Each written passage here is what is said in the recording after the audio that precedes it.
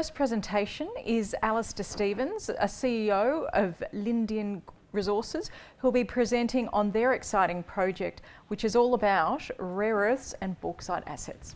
Now, thank you very much, ladies and gentlemen. Am I flipping through those presentations?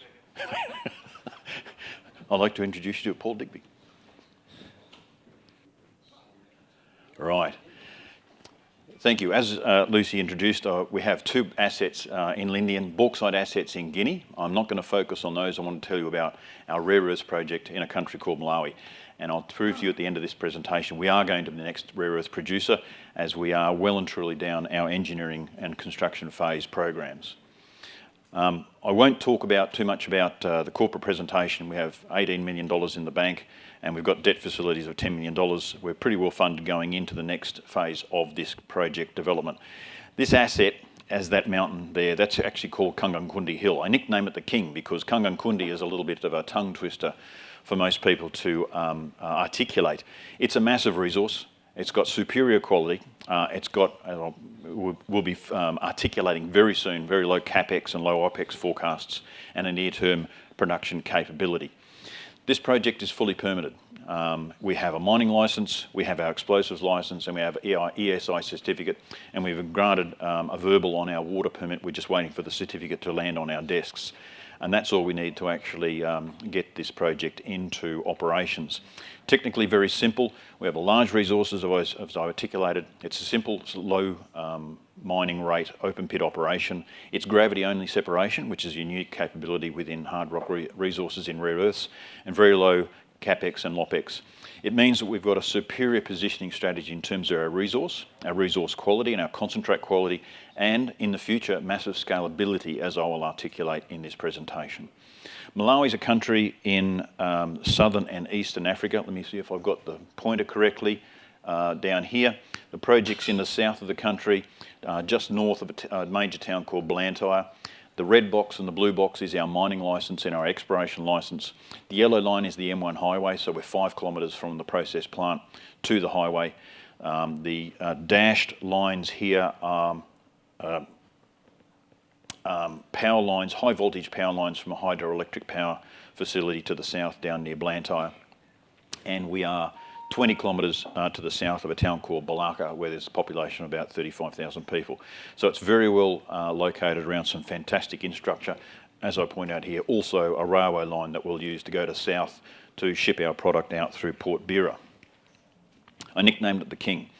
We started this project drilling in October 2022, and within 9 months we defined a resource of 261 million tonnes, 2.2%.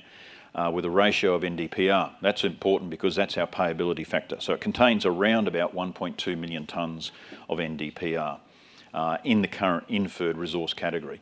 We've done our metallurgical recovery work, so we know we've got great recoveries at 70%, concentrate grades which are particularly good in the industry at 60%, as I said, 20% NdPr.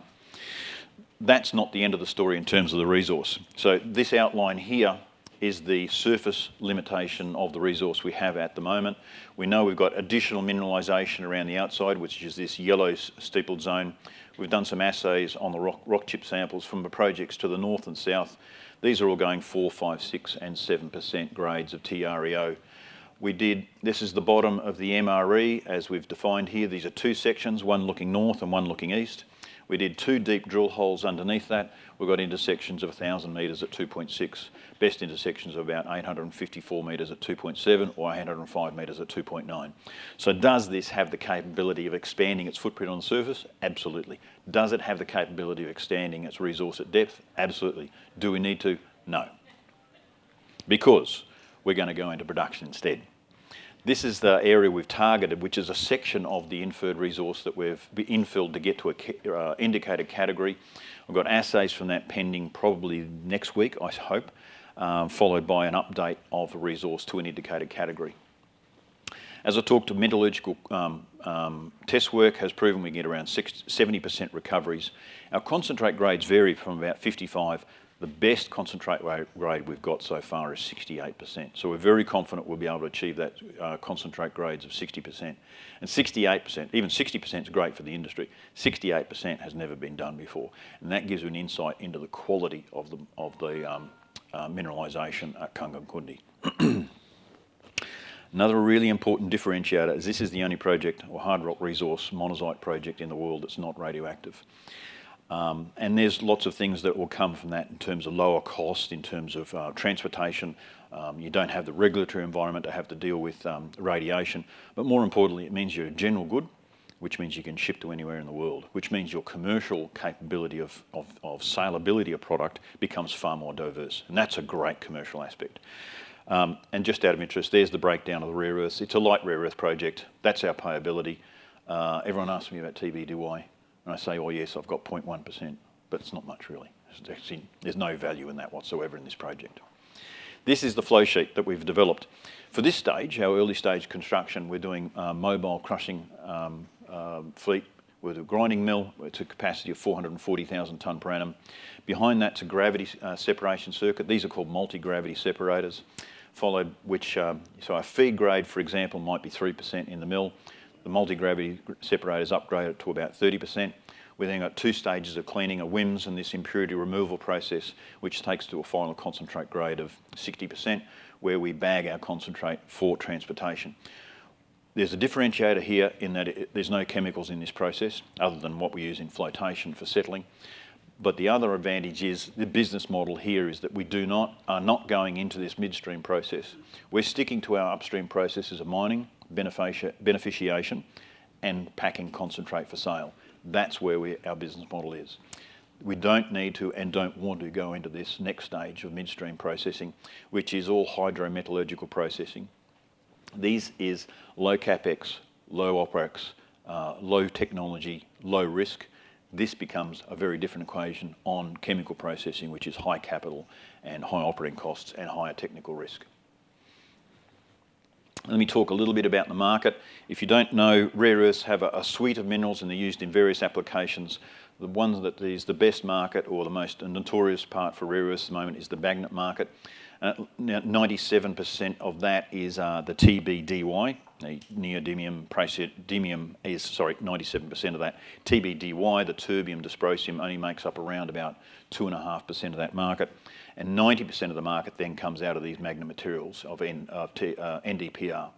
So you have NdPr magnets, but you don't have TBDY magnets. You need to unlock the neodymium praseodymium market to unlock the TBDY market.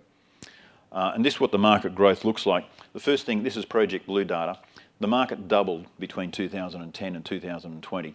And if you take the trend of historic growth versus the Project Blue's perspective on where the market is, current market at 2023 produced around about 55,000 tonnes of NdPr. So it looks like it's smack in the middle of the two trends, the aggressive trend and the lower market trend. By 2030, there's a deficit of either 20,000 tonnes or 50,000 tonnes. And our process plant will produce around about 2,000 tonnes of NdPr. So it's very much a positioning strategy and not an over-expectation of aggressive marketing. Main markets, wind turbines, electric vehicles and consumer electronics. Most of this gets missed out from a lot of markets, and there's about a third of the market made up in the consumer electronic market. So looking ahead, just a refresh there, we are permitted. We have a mining licence, we have our explosives licence, we have our ESIA, and we've got our water permit just about to land on the table. We're getting assays from our infill program landing on the desk within the next week or two. We expect our indicated resources to be finalised within the next quarter. We have our mining schedules in progress. We've finished our technical studies and we are at the moment closing the gap on the CapEx and OpEx. We've gone to market. We've gone to a tender, and what will go into our feasibility study coming in this next quarter is a fixed price contract for the construction of this plant. So our feasibility project valuation will land in this next coming quarter, and we will be in the first stage of construction for this operation. So the value proposition for Lindian is that we are now not an explorer, not a resource developer. We are a developing company going into operations.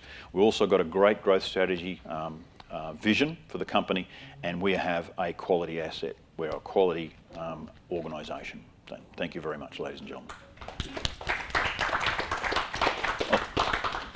Thank you so much, Alistair. Great story. Any questions for Alistair? If you could just wait for the microphone, that would be appreciated.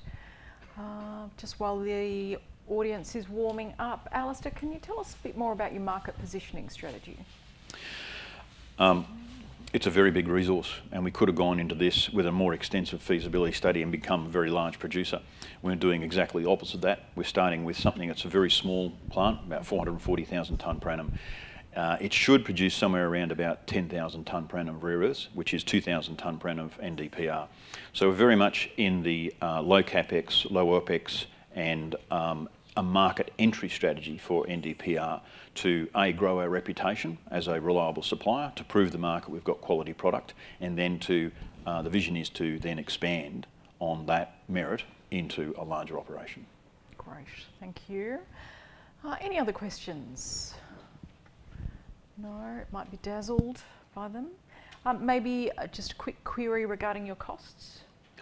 Any wisdom on that?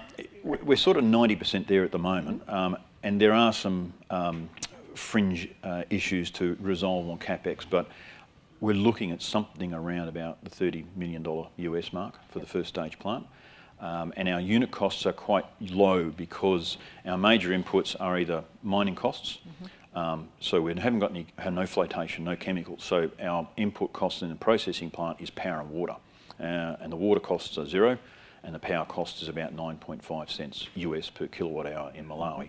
So that brings us down to a particularly low unit cost producer within the market, and I think there'll be a few surprises of actually where we sit on the cost curve when we complete our feasibility study.